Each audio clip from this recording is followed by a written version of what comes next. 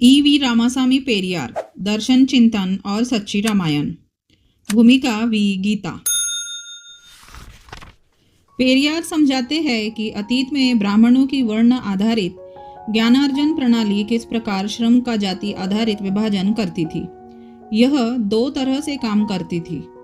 जाति का स्तर समाज में समृद्धि अनुपात भी तय करता था। मालदार और विशिष्ट वर्ग में शामिल थे पुरोहित, अधिकारी, वकील, दुकानदार, पूंजीपति, जमींदार और मिरासीदार। उच्च कुल में जन्म के आधार पर उन्हें धन संपदा और प्रतिष्ठा अर्जित करने का अधिकार था। बाकी लोग उसी तर्क के आधार पर श्रम के लिए धकेल दिए जाते थे। कुदियारसु 6 सितंबर 1931, अनिमुथु 1640। विशिष्ट वर्ग अपनी सुख समृद्धि और संपन्नता को न्याय संगत मानता था, क्योंकि पवित्र धर्मशास्त्रों की व्यवस्था थी कि शूद्र को संपत्ति अर्जित करने का कोई अधिकार नहीं है, और यदि किसी शूद्र के पास संपत्ति है तो ब्राह्मणों को पूरा अधिकार है कि वे उसे बलपूर्वक छीन ले। पेरियार ने संकेत किया था कि इस तरह के सुविधाजनक विचार आधुनिक काल में भी महत्वपूर्ण और कारगर है। गांधी ने वर्णाश्रम धर्म को चतुराई पूर्वक नए सिरे से स्थापित किया है। उन्होंने जोर देकर कहा था कि गांव के गरीब आदमी को मुंबई के बनिए जितना धन जमा करने की इच्छा नहीं करनी चाहिए। बजाय इसके वह श्रद्धा पूर्वक अपना काम करेगा, गाय चराएगा, जूते गांठेगा। कुदियारसु 13 सितंबर 1931, अनिमुथु 1640 से 43। दूसरे हिंदू धर्म ने खास लोगों के लिए खास श्रम का प्रावधान किया था, इस रूप में कि वे केवल वही काम कर सकते हैं, कुछ और नहीं। इस प्रणाली को उन्होंने स्मृतियों, रीति रिवाजों और परंपराओं तथा राजाओं की दमनकारी ताकत के भरोसे लागू किया था। ब्राह्मणों के समर्थन पर यह वर्ग हजारों वर्षों से अपनी अधिसत्ता को भोगता आया है। कुदियारसु 16 अप्रैल 1929, अनिमुथु 255। तदनुसार कोई मजदूर किसी काम को करना चाहे या नहीं, उस पर वह कार्य थोप दिया जाता था।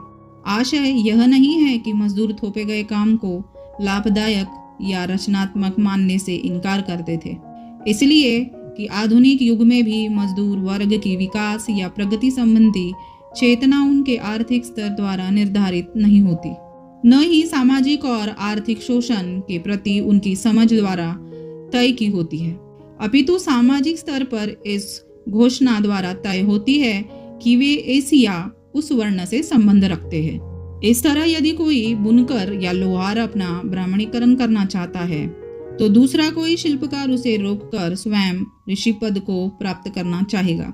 दूसरे शब्दों में वर्णाश्रम धर्म की संरचना ही ऐसी है कि इसमें मजदूर वेतन श्रमिक के बजाय जातीय श्रमिक बने रहना चाहते हैं।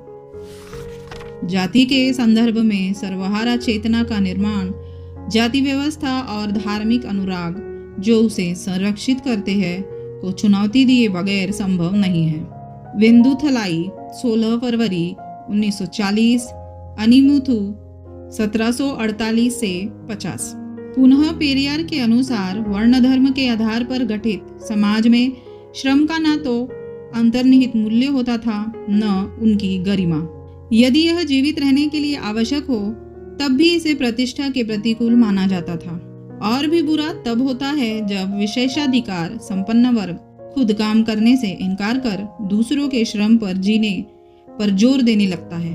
उनकी देखा देखी श्रमिक वर्ग भी मानवीय श्रम से कतराने लगता था। उनके बीच उसके सामाजिक औचित्य को बिना जाने समझे ब्राह्मण अपने अध्ययन मनन का निरंतर दावा करते हुए खुद को मानसिक श्रम का एकमात्र अधिकारी बनाने लगता है। कुदियारसु 14 जून 1931, अनिमुथ 1658 से 60। पेरियार का तर्क था कि जब तक धार्मिक मान्यताओं को जो जाति आधारित श्रम विभाजन को न्योचित ठहराती है चुनौती नहीं दी जाती, तब तक असमानता और भेदभाव बने रहेंगे। श्रमिक संगठनों की दृष्टि से यह महत्वपूर्ण निष्कर्ष हो सकता है।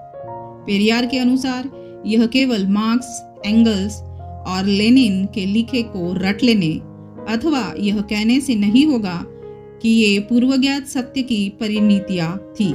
समाज विज्ञानियों को इसे विशिष्ट सामाजिक सत्य भारतीय समाज की विशेषताओं के रूप में समझना होगा, जिसे मार्क्स अथवा लेनिन से पूरी तरह जानने की अपेक्षा नहीं की जा सकती। क्या मार्क्स इस देश के ब्राह्मणों द्वारा थोपी गई प्रभुसत्ता से परिचित थे? क्या वह जानते थे कि अपना प्रभुत्व बनाए रखने के लिए वे किस तरह षड्यंत्र रचते हैं? क्या वह जानते होंगे कि इस देश के मूल निवासियों को जन्म से ही शूद्र, गुलाम, माता पिताओं की संतान माना गया है, कि इस देश में ऐसी धार्मिक और शास्त्रोक्त विद्या है जो इसे वैध ठहराती है। मार्क्स ने पूंजीवाद और उसके वर्चस्व के बारे में बताया है कि धर्म किस प्रकार विशिष्ट संदर्भों और वास्तविकताओं में पूंजीवाद शोषण को न्यायोचित ठहराता है। यह उम्मीद करना कि मार्क्स हमारे हालात से परिचित थे न तो उचित है न ही न्यायपूर्ण। वेदुथलाई 20 सितंबर 1952, अनिमुथु 1746। मार्क्स के विपरीत पेरियार का कथन तर्कसंगत है कि जाति आधारित श्रम की समाप्ति हो ताकि हम श्रमिक के जीवन के बारे में नए सपने देख सके। यहाँ तक जातीय विभाजन को पेशागत विभाजन में बदल दिया था, तब भी इस तरह के विभाजन को क्यों होना चाहिए? मैं जानना चाहता हूँ कि कोई व्यक्ति सुबह को बढ़ई, दोपहर बाद व्यापारी और रात को अध्यापक नहीं हो सकता? और इसके साथ साथ क्यों ऐसे समय में जब किसी व्यक्ति का दमन हो रहा हो, दूसरे आदमी की मदद के लिए आगे नहीं आ सकता? कुदियारसु 11 जनवरी 1931। पेरियार के अनुसार जाति और धर्म आधारभूत आर्थिक ढांचे को मनचाहा रूप देने के अलावा सामाजिक संबंधों पर भी गहरा असर डालते हैं। किसी व्यक्ति के लिए यहाँ तक कि दलित और शूद्रों के लिए भी आत्मसम्मान का अभाव असमान और अपमानजनक सामाजिक संबंधों का कारण बन सकता है। ध्यातव्य है कि पेरियार ने जातीय उत्पीड़न के शिकार लोगों से आग्रह किया था कि वे देखें कि वे स्वयं महिलाओं के साथ कैसा व्यवहार करते हैं। जाति व्यवस्था के अस्तित्व के लिए स्त्री की अधीनता, उसके चाल चलन पर सवाल खड़े करना आवश्यक था। पत्नीत्व, मातृत्व और योनि शुचिता के अतिरेकी महिमा मंडन द्वारा जाति केंद्रित समाज में स्त्री का अस्तित्व महज प्रजननीय प्राणी में सिमट चुका था। उसके माध्यम से ही वह अपने अस्तित्व को बचाए हुए था। कुदियारसु 8 फरवरी 1931।